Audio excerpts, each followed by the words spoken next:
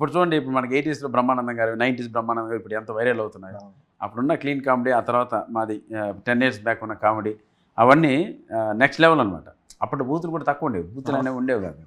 ఇప్పుడు రకరకాలు ఉన్నాయి కానీ ఇప్పుడు అందుకే ఆ సీన్లన్నీ ఇప్పుడు అవన్నీ చూడండి బ్యాక్గ్రౌండ్లో వస్తుంటాయి, మీమ్స్గా వస్తుంటాయి.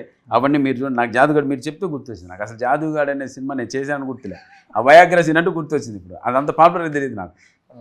అంటే అది ఒక మీరు అన్నట్టు ఇప్పుడు బూత్ కామెడీ అంటున్నాం కానీ అనవసరంగా, అంటే చాలా సినిమాల్లో కొంచెం ఈ డబుల్ మీనింగ్ డైలాగ్స్ ఎక్కువైపోవడం వల్ల అది యాక్చువల్గా ఒక బూత్ కామిక్ సీన్, కానీ అందులో బూత్ ఉండదు.